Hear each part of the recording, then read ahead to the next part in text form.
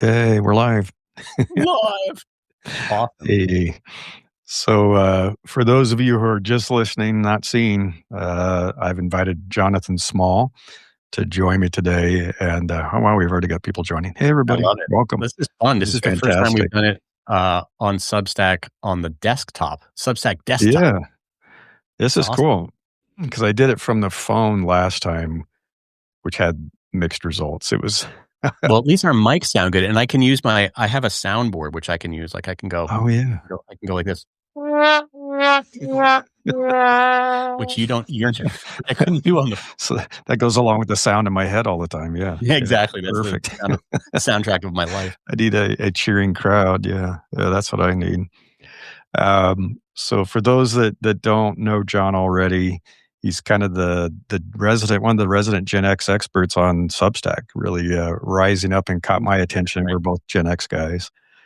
Um, it just has all kinds of thoughts around life and careers and retirement and media and where things are going. And I had been on John's show a few weeks ago, so I invited John to my show, and this will go out to all my career folks too. So I know I have a lot of folks who are Gen X, and maybe they want to be Gen X because we are the coolest generation. Wanna be Gen Xers. Want to be Gen X.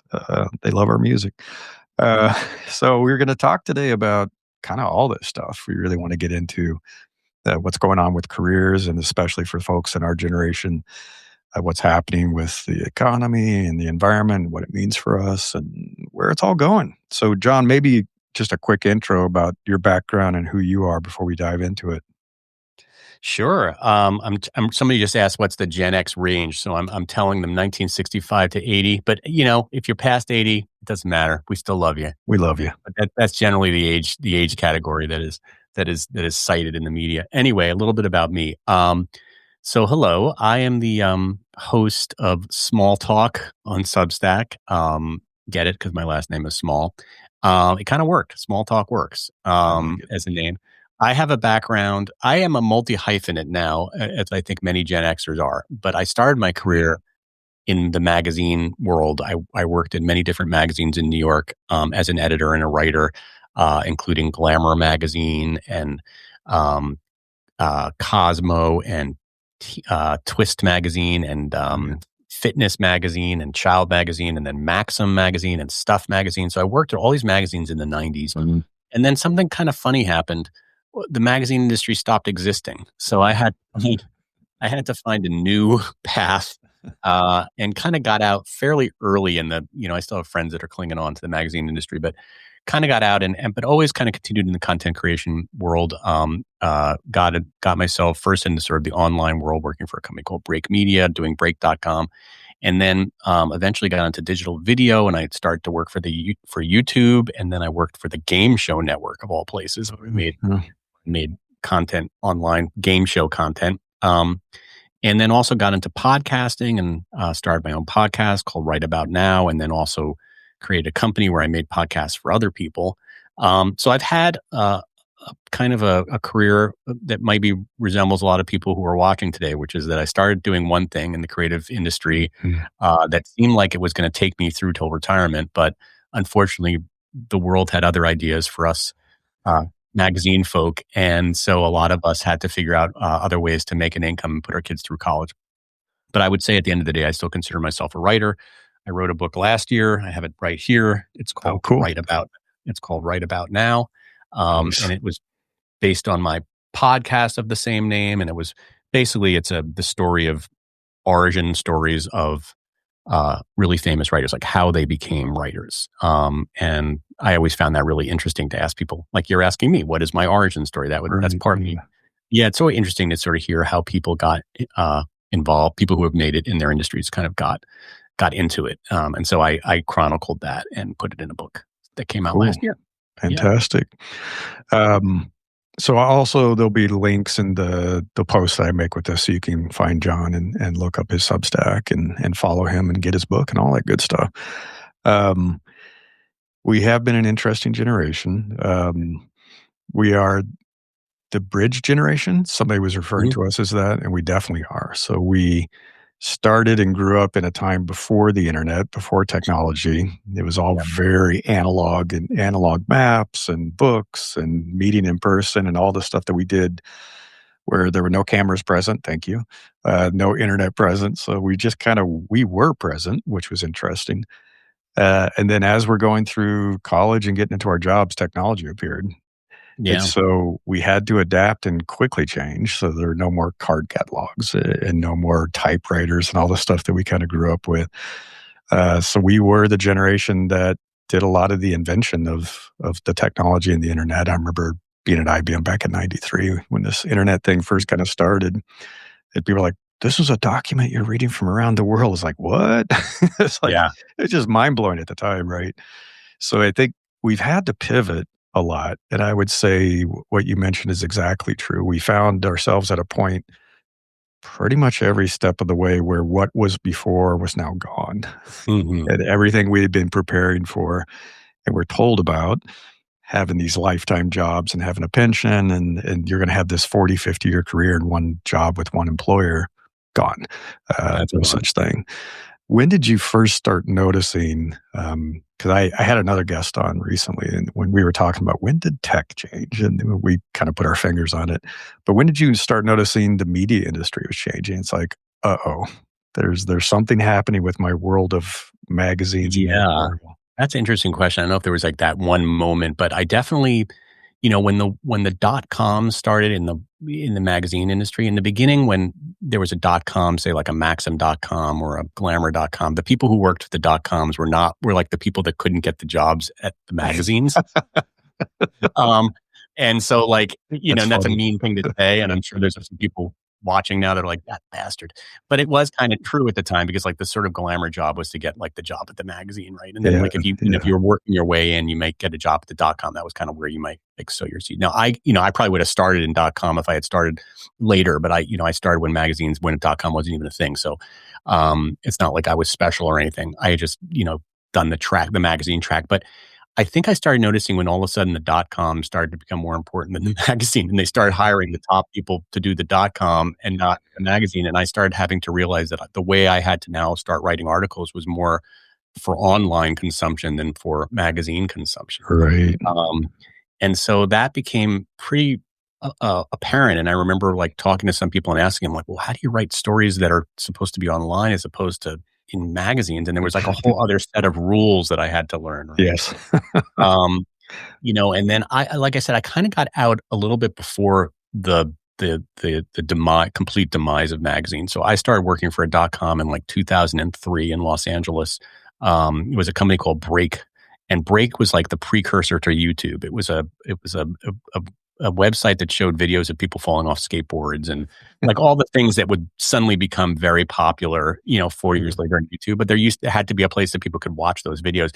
And we started creating, that was such a successful site that we started creating all these different blogs at the time that were sort of all centered around men's interest things. So we did like a mixed martial arts and a one about, car racing and one about men's fashion.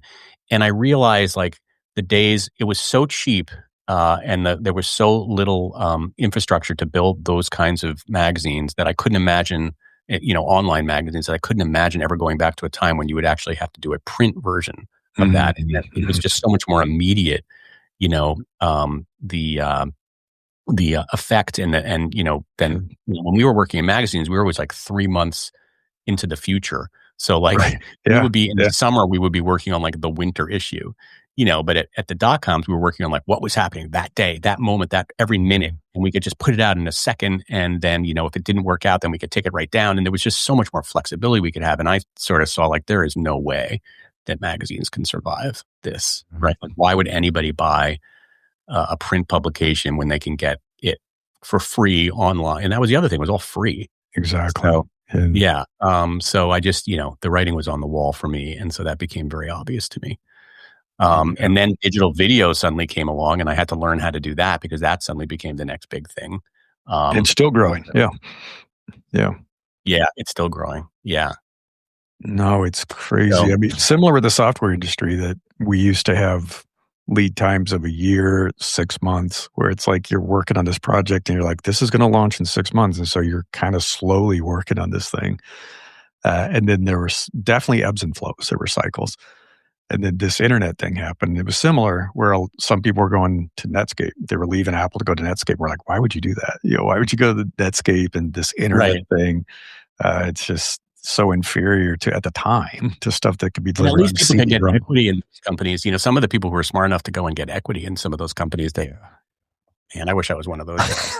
Yeah. Why'd I have to be? I always think like, why was I? I mean, I remember funny. It's just today I saw my stock options for break. Like I was going through some old stuff. I was poised to make hundreds of thousands, if not millions of dollars if this company sold, but that was not one of the companies, unfortunately, that sold $10 billion. Oh, it was such a heartbreaking time. Yeah. It was. Though I was right, obviously before the dot-com boom and crash. And I remember we had been working for a client. At this point, I was independently consulting. I'd already learned that might be a more secure way to live my life. And they gave us some equity as a bonus, right? So it's kind of on the side. And I remember the day they went public, and we were, I looked at it and I said, oh my God, we're going to buy a house. It's like we could buy a house. And then the crash happened. And I watched the options go from $70 a share to $7 a share to 70 cents a share to 7 cents a share. I was like, okay, this is not going to happen. So there were definitely people who got lucky. I mean, a lot of it was luck, because we couldn't predict who was going to succeed or not, right? But I think the thing that we did learn, and I've seen with people who've survived through this, is being able to adapt and pivot quickly. I think to be able to read the tea leaves, as you said, saying, the attention and money's going here. Yeah, I better learn about Better go there now, right? Of course, I almost feel like every time I go there, then that thing becomes the thing that now we have to leave. So like, I almost feel like, don't follow my lead because, I got into podcasting, which was really cool and lucrative for a few years. And then now it's kind of, it's not jumped the shark, but it's definitely very oversaturated. Now I'm in Substack, which I love and I'm having so much fun with, but who knows when Substack will be the fleeting thing. Yeah. It's so hard. I think the lesson from all this, nothing lasts forever. So that's the thing to remember. It's that concept of something not even lasting forever, but lasting enough, your lifetime or your working life, that's gone. It used to be a thing, and you could make a bet, go with it, and be like, I can get through 40 years of this. Then it was like maybe 20 years of this. Now it's like maybe a year if you're lucky. It's like AI is the new hot thing. That's why it's good to have a lot of things going on. Try to have a few things going on. I think so. Rather than just like one thing. So how do you approach that? Because you do have a lot going on, and I do too. It's like, I think it's almost like somebody had described it as a multi-potentialite, which are nice way to say that. ADHD. But you jack of all trades, master of none. Yeah, break to make a living. Yeah, there's some nice euphemisms for it. I call it survival. I guess I've become sort of an example of somebody who tries to do a lot of things at once. And it's funny because I just recently, there was a prompt, I think I put it on I think I told you about it and you put it on your chat GPT where it said like, what am I doing wrong? Like where are my blind spots? Yeah, right? Where are my blind spots? Yeah. Yeah. And of course it said, you do too much. It probably told everybody that. But it's like you're trying to do too much at once, which is, a good thing and a bad thing. So, I mean, what am I doing now? I mean, at any given day, I'm doing copywriting for, advertising companies or for brands. I've got some clients in my podcast business. I started a podcast business during COVID, which was a great time to start a podcast business, by the way. A lot of people wanted to make podcasts during COVID, but then COVID stopped and less people wanted to do podcasts. But I still have a lot of clients from that time in my life, one being SAG-AFTRA, which is a great client, which is the union, and some other higher brands and stuff like that. And then, I teach writing. I sometimes do some coaching and consulting. And I do my Substack, which I really enjoy. Still trying to kind of figure out how to monetize the Substack. Enjoy creating it. What else do I do for a living? I DJ. I actually have a business DJing, which is something that I did literally when I was 18 years old, and it's come back because it turns out there's quite a demand for people who play the music I play, which is like 80s and 90s classic. Yeah. So I'm making it work. It is a little bit of a house of cards. I feel like if one of these jobs should fall out, then I'm like, oh boy, that's I got to figure out how to fill in that hole. And then I should say that I work a lot for Entrepreneur Magazine. I do actually, even though I never, I thought the magazine publishing was gone forever. They actually still hire. They actually still have Yeah. they have a print magazine. And so I do a lot of work for them. But yeah, so it's just a lot. It's like using all the skill sets that I have and trying to just kind of put them in lots of different buckets. And I think that's kind of important that we do that. I mean, the one thing I learned a few years ago is that the days of me just sending a resume out and then Mhm. in for a full-time job are gone, I think. Right. I mean, maybe there's an exception, but it just seemed like such a waste of time. I wasn't getting any response. I knew that I was overqualified for some of the jobs I was applying for, but I just felt like whether it was ageism or, whatever it was, I was not getting the calls back. Yeah. Yeah. And so I had to adapt. Like you said, we're adaptable as Gen Xers. And I try to tell my friends who are Gen Xers, like, don't play that game anymore. It's not going to work. Right. Right. Maybe in the 30s that would work, but it doesn't work anymore. And so, Yeah. I think that's a great point. I know you've had some other guests that have talked about this too. That's like, the ageism is real, whether it's a little subtle or very overt. yeah, But they have legal teams that make it very careful how they do yeah, that now. But that is the reality. And I think the worst thing to do, and that's hard, I know, for the folks listening, is to cling to what you know and cling to the past. mm, And I know some people that were in the media business, print business, that they held on with their fingernails to the very end, and then they found themselves unhireable. They're like, yeah, I can't get a job because I have no web experience. I have no design online experience. And they're right, kind of left afloat. And I think that's the thing. I call it the canary in the coal mine. So I wrote an article about this, and I said, there are really smart people at your company or in your circle. And I'll never claim I'm that person. But there are really smart people who seem to predict the future pretty well. And they seem to be very connected, and they kind of know where things are going. So I call them the canaries. And so I picked my canaries. And when I was in a company, I had a canary, and I mm, watched them.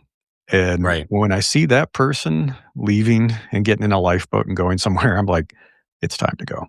Somebody And knows. inevitably, it would be time to go. That company was going to fail in about a year, or at least become kind of irrelevant. So I think that's true. Is the worst thing to do is try to cling to the past. And that's a danger I think people get into as they get older, is like, well, this is what I know. It's what I'm familiar with, and I can't learn new things. And it's And not true. there's also the golden handcuffs. Some people who are Oh, in sure. jobs right Yeah. now, who are really scared to leave because of, the health insurance, which is something I'm going to write about soon. I mean, that is really an It is a issue. huge problem. Yeah. It's a huge issue, but the problem is then you kind of cling on to these jobs, and I understand why you do it. I mean, I've done it. Everybody's done it, but without having any kind of side hustles or anything. And then they go away very quickly. Mhm. And suddenly you find yourself, maybe you have a little bit of a few months of Like a severance. paid Yeah. a severance, but after that, and so, I was lucky when I lost my job a few years ago. I did have my podcast business, so it wasn't like, oh my God, we're totally screwed. But Sure. Yeah. I still had to scramble. And, so I do advise that people sort of like even if they have a full-time thing, like sort of have something going on the side, I think. Yeah. Be- Totally. and it's also fun because It is. chances It are you're is. probably really sick of your job anyway if you have a good job. Exactly. I Yeah, mean, you do. this You is kinda not learn doom and everything in gloom. Like 4 you can years. have You're like, fun. "Now what?" It's like, yeah, Like I yeah. don't think we should see this as like a prison sentence or like, oh, we're screwed. Like I think this is a really fun time to be Gen Exactly. Xer because you can really do stuff that you never could do before. And I mean, I wrote an article about how like you don't have to be like Princess Leia or Luke Skywalker anymore. You don't have to like be the hero protagonist of your story. You can be the Yoda. You can be like more like the sage, more you don't have to do all the dirty work and the grunt work anymore. It's Right. kind of a cool if you can find that position. I think that's absolutely true, and there is a moment in your life, and it is a bit I was talking with somebody about this. There is a loss of identity that happens for a little bit when you Mhm. kinda step out of that primary career.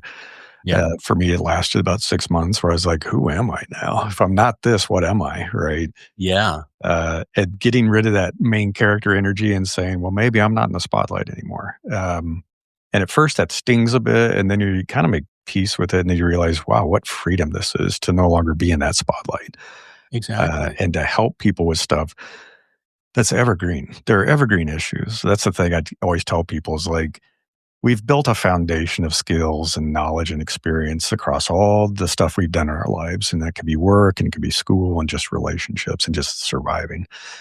There are things that are always true about the human condition and human relationships and dynamics and politics and all that stuff. And you've navigated it, you've survived it, you've recognized some of it. And so there are younger people that could use some help with that. And I think being the Yoda to these people and their secret weapon, sometimes I refer to myself as their secret weapons. Like, don't tell anybody you're working with me, but I'm going to help you navigate this situation with your boss, your coworkers. And I recognize that pattern. Guess what? They're getting ready to do a layoff. Yep. We see it and we know it. And now we can kind of reach back and give some help and help people navigate this stuff. And I think it's an interesting place to be, and it's a very fulfilling place to be. And I think there's also, as you said, a chance to come full circle. And what I've been finding in my own life is there are things I gave up in my teens and 20s, like, that's not going to make money, so I can't do that anymore. Give up on it. You're too busy. Well, now we're kind of coming back to it and doing things like writing. I've been writing fiction and poetry and learning to play Writing things you guitar never wrote again. before. Yeah. Yeah, it's You really for you fulfilling. taking beautiful walks and chronicling it on your Yeah. Substack. Yeah. Yeah, I've lost my, my camera shyness, so it's like, I don't care. That's another nice thing Well, about that's another getting thing. old. You It's like, don't I give don't a care. shit if you anymore. Like, I probably would have, if you had told me in my 20s to write a Substack about, whatever was on my mind about my generation, whatever it was, I would have been like, oh, no, I can't. I can't do that. Like, nobody cares about me. And now it's like, well, I don't give a shit anymore, which is really nice to not have that burden of just not caring what other people think so much. I It's wish so I could, nice. I wish I could instill that in my children and, in young people today. Like, that's like the biggest, if I could talk to my 25-year-old self, it's kind of like, nobody gives a shit. They don't. They don't. They really don't. Just do what you want to Yeah. do. And it's okay to fail. Like, everybody Yeah, fails. But it's exactly. hard to, when you're 25, it's hard to hear that message. I mean, you're just, you're insecure and you're trying to Yeah, find. it is hard. I've been trying to coach some people through it, my kids included, where they'll care about something or worry about something, and they'll say, "Okay, and then what? What's gonna happen?" And they'll Yeah. describe it like this, and this, and what's that really mean? What's gonna happen? Right. And at the end, we kinda get to a point, it's like, "Well, nothing." It's like, "Then who Yeah. cares?" Right. Like, does that person really Like, matter? cognitive behavioral psychology, which I did, or cognitive behavioral therapy, which I did for a little while, which is to deal with my anxiety, which is, like, if you play out the worst case scenario, it's not really that bad oftentimes. No, it's not that bad. Yeah. And you could plan through it. Like, okay, if that happens, I'll do this. And Yeah. literally documenting that. I tell people it sounds like a silly exercise, but I do this plan A through D of worst case to like super worst case. Like, I'm living in my Yeah. brother's basement is my plan D, right? And it's there. I'm like, I could. Okay. If that happens, Right. that happens. And once you've done it and kind of put it on a shelf, a lot of stress goes away. You're like, okay. Yeah. And now I can take bigger risk and I can do things because it's like, I'd rather fail trying to do something big than grind away for 20 years doing nothing at the end of my life. So it is a I think refreshing freedom. we so often want to know, well, what if I do this? What's going to happen? Right? We hate ambiguity, especially creative people. I think creative people, me included, I guess. One of the things I didn't like not knowing what was going to happen. Well, if I write this book, is it Sure. going to be a success? What about if it's not a success? Like, but part of life is just accepting the ambiguity of life. Like, Yeah. we just have Yeah. no idea how shit is going to turn out. I start from a And point of most of the failure. stuff, one of the things I, yeah, It's one of the things I okay. learned writing my book and talking to people who, were very successful as writers is the plan that they had set out for themselves never went the way they thought it was going to go. Mhm. Like, it's never the thing you think it's going to be. I mean, they had success, but it wasn't really, it wasn't. So part of it was just that they did it and they put it out in the world. Yeah, in the world, all these opportunities happen. But without putting it out in the world or without doing anything, then you're, without that forward motion, then nothing can happen. This friend of mine, Anna Kadena, was on my other podcast, and she described a study. I wish I could remember the exact details, but they asked people to create the perfect pot, and pottery on a wheel. And Yeah. one group, they said, I want you to make one perfect pot. You got 4 hours. You're going to practice, make a perfect pot.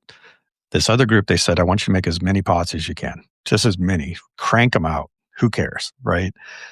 And at the end of that time, the best pots came from the people just crank stuff out because they kept Mhm. getting better and better, and they were failing a lot, right? Failing a lot. And it's true. I mean, you don't know what you don't know.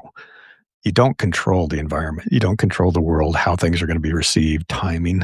I've seen people Yeah. launch a product and it's like the worst thing happens in the world right that moment. And they're like, great.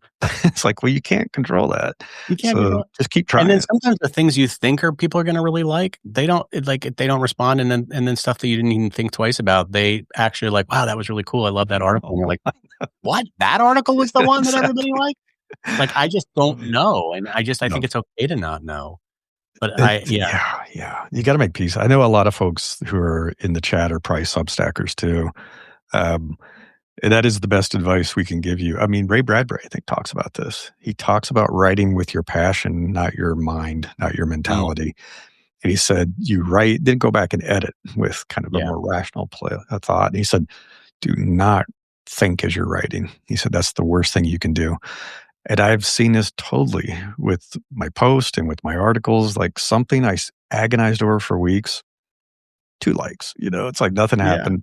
Something I was really angry about and passionate, and I cranked it out on my little phone keyboard and just blasted it in 15 seconds. It was like it went viral. I was like, you don't know. You You can't never know. predict it. I mean, that term analysis paralysis is so true, and I think we do that. We just try to overanalyze. Well, if I do it this, maybe people won't like this, but if I do it this way, and I was just having this conversation yesterday with my son, who's a 28-year-old musician, and he's writing a lot of music, but he's going through all the things that people struggle with. Is my stuff? What is my sound? What is why is this person successful and I'm not? And I'm like, Right. I think Yeah. you're just thinking it too much. Just you're Mhm. so talented. Just put your freaking music out there. Yeah.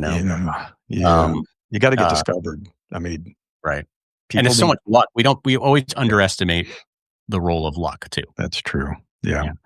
Well, somebody talked about that and they said, if luck is a big factor or the factor, which it probably is, what are your odds if you wait till something's perfect and go out in the street and hold it up and Right. hope the right person sees it, or if you go out every single day and hold something up? Is luck going to strike once? Does Yep. lightning strike once in a lifetime, or do you get a chance if you go out every day and just do it? And that's the hardest thing I think to make peace with, but you just have to do it. It's like just be present, take off all the nervous energy that's around it, and just kind of demystify it. Yep. Demystify it. Get it I out of your shared head. Willem Yeah. Dafoe shared something in a YouTube interview I shared recently, and he said, overcome failure by trying to fail. He said, I want you to try to make the worst piece of art you can, to write the worst poem you can. He said, just do something horrible. He said, I want you to succeed at failing and do it again and again and again. And by the time you're done, now it's like failure, who cares? I mean, seriously, it Yeah. starts to mean nothing. And so it's a great exercise, like literally trying to fail, not being a If that's your perfectionist. biggest fear, if your biggest fear is failure, yeah, then you should expose yourself to as much failure as Yeah. you can Yeah. until the point of failure is like, who cares? Yeah. And that's Yeah. hard. I mean, I think that's easier said than done. I mean, nobody likes to fail. I'm sorry. It's like Of course. it's the Yeah. worst You'd rather feeling. succeed. Yeah. Yeah. Yeah, but it never is as bad as you think it's gonna be. That's the other thing. I worried so much about losing my job, and then when it happened, I panicked every day. I would wake up, "Oh my god, I'm gonna lose my job today. I'm gonna lose Yeah. my job today." And then it happened, and I was like, "This is not so bad. I'm actually kinda relieved." Yeah. It can become a little too addictive, right? Yeah, It's like, yeah. wow, this is kinda nice not having a job. Yeah. Well, yeah, not having to deal with this or yeah, exactly. How have you been finding this entrepreneurial part of your life that you've been in kind of doing a lot of different things and no longer having to report to somebody and go to a job that has rigid hours every day? It's a change. And Yeah, how do you feel about that as integrating into your personal life too? Because you have a family and things you yeah. want to do. I mean, I think I prefer it to my I'm somebody who really had, like, 9 to 5 well, they weren't 9 I wish they were 9 to 5. I had full-time, office jobs most of my career. Like, when I would go into the Mhm. office, I had a boss, and then eventually I became the boss. Like, So I had that life. I was not really a freelance entrepreneurial type of person. So this did not come naturally to me. Like I had to figure out how to do this on the fly. How to run a business, how to be my own business, Right. and that has been a real like learning challenge for me. But part of me, I take classes, I learn from people like you. I mean, I learn, I'm just constantly learning how to do it. And now I wouldn't really want it any other way. Aside from I do worry about money. I mean, everybody does, but Sure. and aside from that, like a little nagging thing, I feel like in terms of like the way I can control my own schedule, the fact that I don't have to work with like jerks all the time, and like have to deal with annoying bosses and people that are 30 years younger than me that are my boss that shouldn't be. And, all these things that you deal with, like, and I just feel like I've certainly, it's given me the opportunity to be able to participate more in my kids. Like, I hear about these dads, it's the cat in the cradle type of scenario Yeah, where, I just wrote about that. yeah, where it's like, when you're coming home, dad, I don't know when, I wasn't really the dad. I'm there, I'm able to go to the games. I'm able to go to the concerts. So I think that's really like special. And apparently, because I hear a lot of extremely successful people are like very involved in their children's lives. And I think I'm so Mhm. happy, blessed that I was able to do that. So there's trade-offs. Like I don't have the security of knowing that this check is going to be coming every 2 weeks and that I'm going to be getting my insurance. But at the same time, I have a lot more freedom to create my own reality. And, for me, one of the hardest things you said, like what was hard was when people would ask me what I do for a living. It was hard. Like it used to be so easy. I would say, Yeah, "Oh, I'm an yeah. editor at such and such magazine," and it was like people be like, "Oh," and depending on what magazine it was, I would get different Right, reactions. right. Yeah. But then all of a sudden I couldn't say that anymore, and they'd be like, "What do you do?" And I'm like, "Well, what do I do? Like, do you have 25 minutes?" Like, okay, so, I mean, just even your my preamble to this podcast, probably people were probably like, "You probably Right. lost viewers." But that became hard because I so identified with my job, but I Mhm. don't do that as much anymore. Yeah. You know, and I think that's been a good thing. I think it's a good thing for a long Super time. important. It's one of the things I tell people to do is you better disconnect your identity from profession, a job title, Yeah, and a company. Because much like what you described, when I said I'm a designer at Apple, yeah. whoa. When I said I People was a things designer opened at up. eBay, they're like, ew. And it was like literally It's the true. same job, different Right. companies. And And nothing to do with then you. You're the same yeah, person. nothing to Yeah, do with me. And so that is just part of your identity. Then if you tie your identity to a profession, well, if you're a telegraph operator back in the day, you're like, now what am I? Right? It can disappear. So it's the worst thing you can do is say, I am a this at works at this company. And I highly recommend that people stop doing that. There's another person on Substack, I'm trying to remember, I think his handles the gray thinker. And he said he goes to these parties and everybody says, well, I used to be an accountant. I used to be a lawyer. I used to be, he said, and one lady said, I'm a poet and I'm a gardener and I do this and that. And they're like, oh, when did you start writing poetry? And he said, yeah. stop defining yourself by something that's You used irrelevant. That's not really who you are. yeah, And I think that's important is to peel back the layers of your identity and say at the core of my essence, what am I? What have I always been? What will I always be? That no right. one else controls. It's not an easy exercise. I'll be honest, but so important to get to the truth of that because then your confidence is unshakable. It's yours. Yeah, yeah, It's yours. right. Yeah, that's So good. I gotta write that down.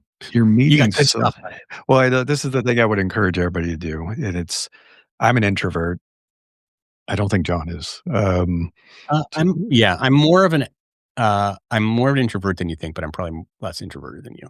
Like I'm Yeah. not. I'm socially. I am. I like. I'm definitely. I guess I'm an extrovert, but I don't like big parties. I don't like. Okay. Yeah. I can't figure that out. Like I have a little bit of social So you anxiety. might be an ambivert. Yeah. Is Yeah. that an ambivert? Okay, I Yeah. like that. Anyway, what were Yeah. you gonna say? But I think one of the hardest things, especially in this day and age, is trying to maintain kind of connecting with people, networking. And if you live somewhere Yeah, remotely like I do, it can be really hard. And if you no longer go to an office, if you're working remotely, you're independent. The thing I would encourage everyone to do, even if you do go to an office, is like start connecting with people that you would never interact with every day in the office and start networking with people like John that I've met. He has a wonderful community. He's building a bunch of Gen X people from all over the country, I think yeah, the that's been world. really fun. Yeah. so much fun. And we do a call every couple of weeks or so. It's amazing. I have a friend in Costa Rica. I have a friend that's in Europe. I have, and so connecting with people really broadens kind of your horizons and gives you more ideas. And I think the partnerships is important because it brings in a new perspective that you wouldn't have from your background. And I think you're doing a bit of this too, right? You're connecting with a whole lot of people. I see you on a lot of lives, and doing a lot of Yeah, I mean, podcasting with folks. I would go crazy if I wasn't connecting. I guess maybe that is the extrovert part of my personality, but I do work from home, right? And it's like basically I have interaction with my cat most of the day. I don't mind, but she's not a great conversationalist. So I like to get out there and I like to meet people. And I do find that when I meet people, there's always kind of cool things come out of it, either for them or Yeah, for me or for both of us. And so I'll take meetings. I'll just talk to people, especially people who are sort of in a similar situation than I am. I mean, it's not always sort of like an opportunistic thing. Like it's yeah, just yeah. It's just fun. talking. Yeah. And so, yeah, so I do, and I have really heard pretty loud and clear that there's kind of like a bit of a loneliness epidemic generally in general in the world. But I Yes. think certainly in our generation, especially with the kids growing up and moving out, seems a lot of guys surprisingly are feeling this even more than women. Women are, I think, in a lot of cases better at this than guys. But just in terms of forging like community and having lots of friends, and a lot of guys find like their kids grow up and then like their only friend was their partner, and they're like, Yeah. and then they don't have a job, and then so they don't have their office friends anymore, and they just feel really like alone. And so I am trying to foster a kind of sense of community. I mean, there's one thing we do all have in common. We're all from this. In my case, a lot of people are from my generation, so we have a lot of the same cultural references and a lot of the Mhm. same and thoughts. And so it's we're not all this. We're not cookie cutter people, but I think there is some sort of power in being able to talk to people who can relate to your situation. There's Right. just there's something very And your movie freeing. quotes and jokes, yes. Yeah, right. I love that I can make a reference to something and people know what the hell I'm talking about. I was like, what did I say? Like, I said something the other day to a coworker of mine that was like a Gen Z or something like, for those keeping score at home or Oh, something. I right, just made yeah. a David Letterman reference, right? And like, she would never know. I mean, what the hell I'm talking about, I know, like yeah. that's my humor. Yeah. And it's like, I don't have to watch humor as much anymore. I've seen an interesting I don't know if it's a pendulum swing or a full cycle, right? So there's as you live long enough, you start to see things repeat. And I remember way back when the internet was starting, it was all client server. You had these headless terminals and it was all in the cloud. We didn't call it the cloud. And then the cloud showed up. They're like, this is revolutionary. It's the cloud. I'm like, yeah, we had that. It was called client Yeah. server. And sure, Right. there are small differences, but there's a lot that repeats itself. What I'm starting to see, which is interesting, so I think we started with everybody had their own website and blog and their online Mhm. magazine, much like you had Right. experienced. Then social media rose up and everybody said, well, instead, we're going to have a Facebook page and we'll be on Twitter and we'll be here. And we can't have our own presence because no one wants to go to a walled garden anymore. And Yeah. so that's declined and they started laying off people. Now there's this interesting swing coming back that I'm starting to see that major companies and media outlets are wanting to recapture their audience. They're like, Mhm. they're going to start doing their own video. They're going to start Yeah. doing their own this and that because they've realized, as we all have, that you can't trust social media because now they're like, well, if you want your audience to see this, you need to buy ads. And that's still Especially not a guarantee. And also Right? the way AI now with search, you're not gonna be found, Yeah. right? The way search works. So yeah, like the old days, you could depend on search engine optimization, but now the Right. way Yeah. AI works, it's not even sending you to yeah, so you have to own your own content and you have to be a Yeah. destination that people wanna go to. So I think stuff like Substack makes that even more important. And I've been beating this drum because I've been on Substack since it first launched. Own your audience, you know. Yeah, Even if you're a career person and you have a job and you never intend to start a business, it doesn't mean you won't need to find a new job. And it doesn't mean you don't need to connect with people and build a network.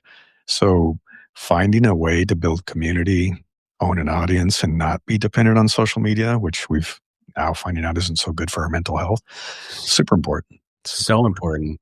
So important. And, I think a lot of us struggle with, because we come from a generation where it was like kind of uncool to be braggadocious or to be kind of like Yeah. front and center. Like you didn't want to be an egomaniac. I think some of us are not always so comfortable with like Yeah. owning an audience or, being a thought leader in some way or, or putting ourselves, doing something like this, like saying, hosting a podcast or whatever. But I think get over that because it's kind of like, even if you're a kind of a shy, I mean, you said you're an introverted person. I think this is the way, unfortunately, people are communicating now. And so it's important to sort of understand a little bit about the different platforms that you can be. I'm not saying you should become a TikTok star, but, I think if you want to reach people, especially if you're trying to get your, if you are like a writer or trying to get your work out there, it is important to kind of like not be afraid to I don't know, toot your own horn or just be out there a little bit more. Yeah. That's been hard for me. I mean, I'm not natural. That is It not a hasn't been for natural. me either. It's been a challenge. Probably why I came so late to it. What I try to tell people is focus instead on the work, the product, not yourself. Right. Not yourself.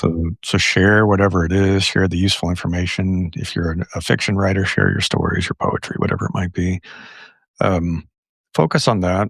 And so you're just bringing it to people. And somebody I remember said this, and it was interesting.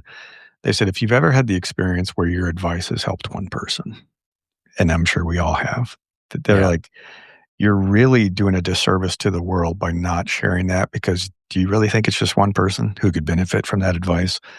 Right. Thousands, right? Thousands of people, millions if you really have good advice. And the same with your art, your music. It's like, this is a big world. So there are definitely people who would love to see what you have. And if you're not sharing it, then it's really, you're doing a disservice by not sharing it with those people and letting them experience it. And it's a mind shift, which is, it's not about me. It's about what I'm trying to offer, how I'm trying to help. And is it for everybody? No. But can it help some people? Sure. Okay. If that's so, then I should put it out there. I really should. Yeah. It's good advice. So as you're meeting a lot of Gen X people. And I know you had a show recently talking about retirement and financial advice and all kinds of stuff. Oh, yeah, that was interesting. Yeah. Yeah. What are some of the themes that are coming up that you're seeing recurring in these conversations and ways that people are working through this? I think that could benefit everybody, to be honest. Yeah, I mean, specifically in the retirement. I mean, so there's lots of different buckets, right, that I try to tackle, and I'm always kind of putting out. It kind of starts with what am I thinking about, like what is on my mind, and it turns out that a lot of what's on my mind is on a lot of my peers' mind. Turns out that I'm not that original, unfortunately. We all have a lot of the same things going on, and so as far as retirement goes, I mean, you brought it up in the beginning of the show. I think that a lot of us were under the impression that like our 401ks, if we had them, was going to be like, we were going to be our pensions. And they were never, and they were never meant actually to be pensions. It was kind of like, we were kind of fed a big lie there. And so, a lot of us are now looking at those 401ks if we even contribute to them. And if you're like me and you had a lot of different jobs over the years and like the 401k would change. And then sometimes you would, when you were freelancing, you weren't being contributing to, anyway, my 401k is nowhere near enough to like retire on, Right. So I think a lot of us are faced with that situation where the 401ks are not what we thought they were going to be. And now we're in, I think a lot of us, we're also called, you called us the bridge generation, but we have a lot of other bad nicknames. And one of them is that we're the sandwich generation, which I like to think is just because we like good sandwiches, because we used to make steakums and stuff like that when we were latchkey kids in the 80s. But it really is because we're in between a place where our parents are, like getting older and we sometimes need to care for them. And then we also have the kids getting older and they're going to college. So we're finding ourselves in this situation where it's like we're getting from both sides, financially and time-wise. And so a lot of people are struggling with that. So between the 401k not really panning out, and sort of seeing like, okay, I kind of wouldn't mind not working in 10 years. How do I get there? Sure. I mean, I don't know if people want to all out retire, but they don't want to work as hard as they're working now. Right. And they don't see an end in sight. They don't see like, how can I actually, what am I supposed to do? Work till I'm 80? And so I think a lot of people are struggling. So that's kind of what I'm seeing. This is the negative side. I think one of the things that's been really encouraging for me to see is that even though a lot of us are going through that, we are incredibly resilient as a generation. And we have seen this movie before. Like we kind of went through this when the web came, web 2.0 or whatever, the web.com, the dot-com Right. boom. Yeah. And then we saw it, with the recession in 2008. And then, AI has now come and told us that it's going to take all our jobs. So we have been, and, we were even, again, like to even go back even further, like, from analog to digital and, I mean, all these different things that we've gone through, we seem to have always weathered the storm pretty well. And so I think we definitely have what it takes to get through it. Now, are we tired? Yeah, a little bit. Like, enough already. Can something just stay the same so we can enjoy our life just for once. 5 minutes? Yeah.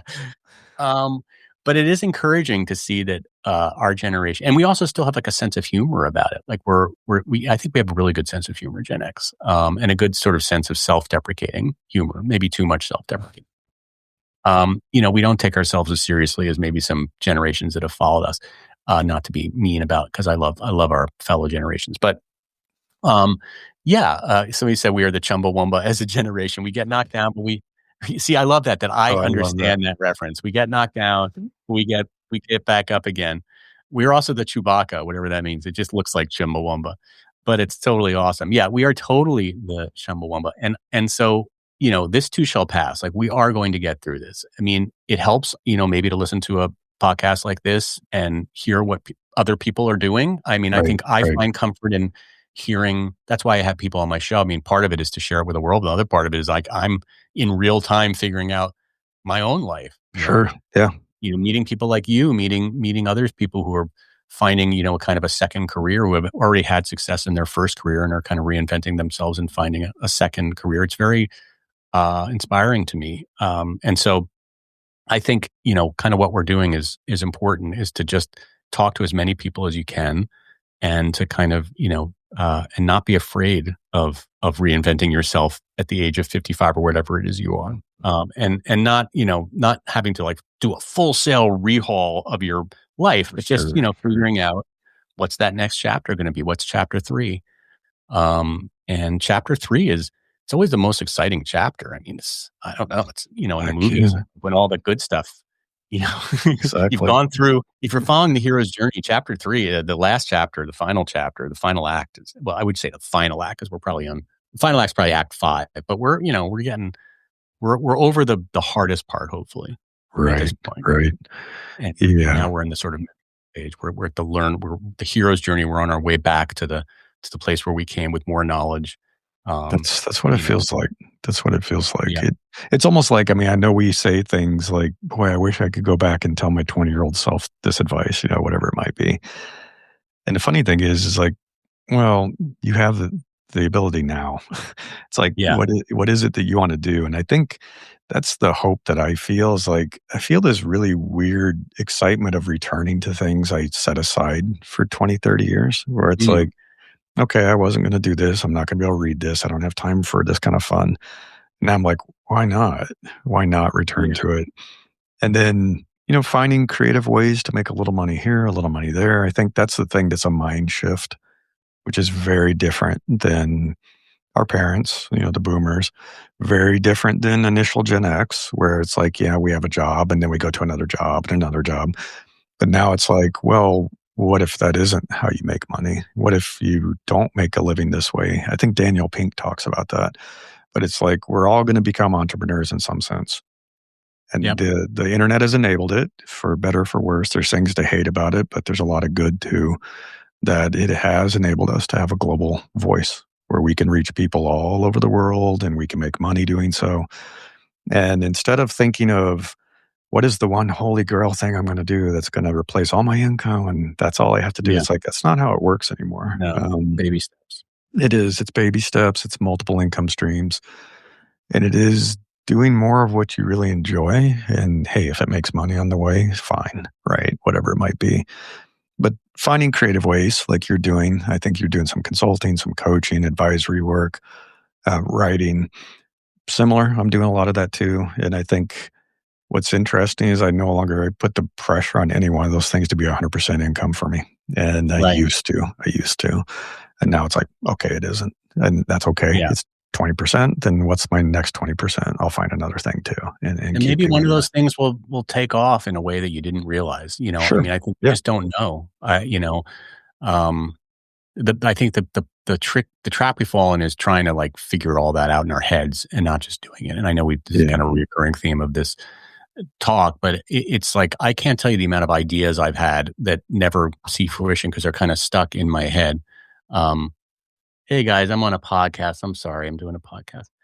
Big surprise. Sorry. Like, this is live. This is live. What it's like. It's like that guy doing the TV interview. His kid comes dancing in. Yeah, it's like his kid comes rolling in. Like, the weird thing is that was my cat, which is weird that I didn't know she knew how to knock like that. But she gets really upset.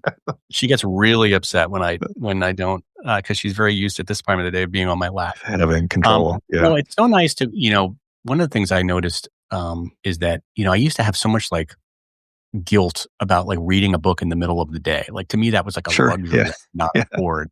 And I realized the other day, like, why is that any different than, looking at my computer? Like, reading a book, I'm probably nurturing my mind and my life more than like scrolling through my emails, right? Like, why is one thing, my whole life, I kind of made a taboo about, reading is for like other time, not work time. Right. Like, that's nighttime, or like even watching a movie, like that's, you don't do that.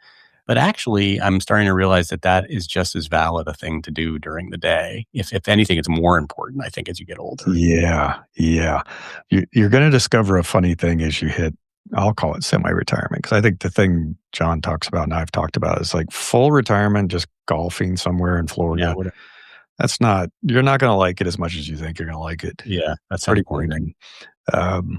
But as you're doing this, it's like you realize almost sound like a Matthew McConaughey. Time is a construct. It's like it is. You start to realize the only thing that's real is darkness and daylight and the weather, the seasons. And the rest of it, like people will ask me, what is the day? And I was like, I actually don't know what day it is. And they think something's wrong with me. And I'm like, I seriously don't know what day it is. Yoda didn't know what day it was. Yeah, exactly. Sometimes I don't know what month it is. Belly of a beast. But it is like you're just saying, it's like, I think the funny, like unbelievably liberating freedom is realizing this is an artificial construct that was created for factory jobs and, the whistle blowing and getting to work and the months and all that stuff. Computer that you're not working somehow. Yeah. I mean, it's crazy how much that has been ingrained in my brain over the years. Like, if I'm not on my computer, that I'm somehow like wasting. Yeah, and you time. feel guilty. Yeah. Yeah. Yeah. I used to feel that way. I remember feeling like, this is a billable time. I could be doing billable hours. Why am I at a park with my kids? It's like, no, forget that. And John knows this, but my wife and I've made Wednesday, you can call it a weekend if you want, but on Wednesday, I just don't do any work. I just go hiking. I go hiking all day. And it's like, I used to feel guilty about it. And now I'm like, wow, this is a freedom. And it's such a joy. It's like, because I do work at night and I work on a Saturday and everything. Yeah. Because days no longer mean anything to me. It's true. So I work when I have the energy, when I feel really good about it. And I feel like the rush of energy to write something and work on my book or to do some sales stuff and marketing stuff. Because I used to be forced into a model of what my employer said. Now it's time to do this. Now it's time to do that. Even if my energy was like, I don't feel like doing that. And now at 4:00 when people are asking you to close an issue and you're just like, it's 4 freaking o'clock. Yeah. This is the time when I'm the least productive. Or right before the holidays. It's like everybody's getting ready to become a pumpkin. They're disappearing. They're going on the holidays and you're supposed to be cranking on stuff. And it's like, my energy's not there, man. It's like, I just want to wind down at the end of the year. And I'm starting to block my calendar now every year. I love say, I'm just gone in December, man. It's like, don't have time. I'll do fun stuff like this, but no, I'm not going to push myself. I'm just going to be with family, just relax, eat some good food. Yeah. No, it is. That's the hope I want to leave.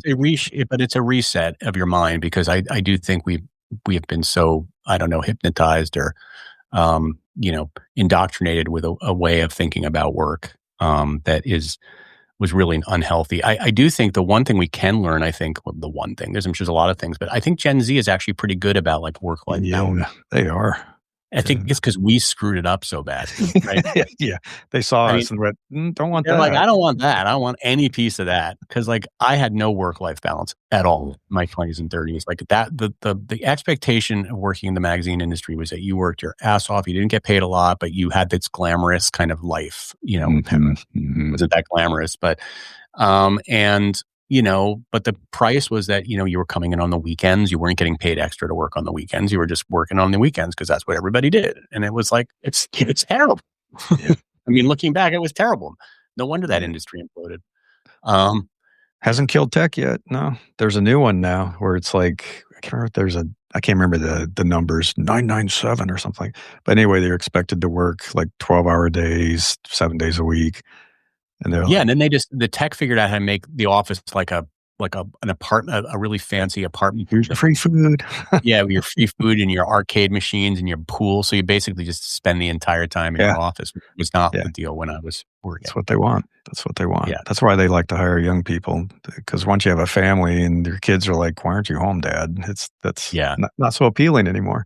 Yeah, you don't wanna be around. But I also think that you still will work hard. Like, I got my work done even when I was older and, Yeah, maybe even more so than some of my peers that were some of my coworkers that were younger than me. I just did it in a different way, do it at sure. night after the kids went to bed or, Yeah, just do it times.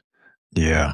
Well, time expands to fill the or work expands to fill the time you give it, and I think Yeah. that's what we've seen time and again. It's like, if I tell myself I have to get this article done in 4 days, it takes 4 days. If it's like, "Oh, no, it's due in 2 hours," I get it done somehow. I get it done in 2 Yeah, hours. It's like just it's true. magic. Magic how that works. Well, this has been great, John. Where can people, Really great. find you? Where can they learn more about you? Please find me and please subscribe. Small Talk on Substack. That is kind of like my main hub right now. One thing I had learned is that I think it's important to just have one place that people go. Otherwise, it's too confusing because Yeah, I'm all over everything. yeah, But Small Talk leads to my YouTube and to my podcast, etc. But subscribe to Small Talk and let me know what's on your mind because I'm constantly writing about what people are thinking about, and I'd love to be a speaker to your thoughts and sort of amplify them and sort of and talk to other people and help people navigate through this because I certainly have needed help yeah, and have been needing yeah. It's time to give back, right? Be the Yoda. Be the Yoda. Yoda. Thank you, Well, Autumn. This has been an yeah, excellent conversation. Really enjoyed listening today. Well, we really enjoy people like you commenting, and it's really great. love it. I'm so happy I met Larry. Again, somebody that I probably Likewise. would have never met had I I not know, had 'cause without we don't run in Substack. the same circles, right? Although we're both in California, but That's true. people need to realize California is huge. It's so, Oh, man. I have friends who are in LA and they're like, "Hey, I'm in LA. You wanna come have lunch?" I'm like, "I could be You're like, there in 9 hours." Like, shoot. exactly. California is like it's like a country. It's like it's country It's unto itself. massive. Yeah, it's Yeah, massive. I know. Yeah. That's the only thing we want you to remember from today. California is Yeah. massive. Remember, California is very big, and your everything will be good in your life. Well, thanks again, John. It's been great having Thank you you, on the Larry. This show. has been awesome, and this has worked out on this. This is the first time using Yeah. Substack on our desktops. This is really cool. Yeah, That you this is can do this now. solid because we can use good Yeah, mics and everything, so, yeah, love it. I like All it. right, I'm gonna do. What's this sound effect? Oh, yeah. See, that's the applause. The crowd loves us. The crowd loves it. The crowd goes wild. Love it. The crowd goes wild. All right, have a great day, Thanks, everybody. All right. everyone. Bye. Bye.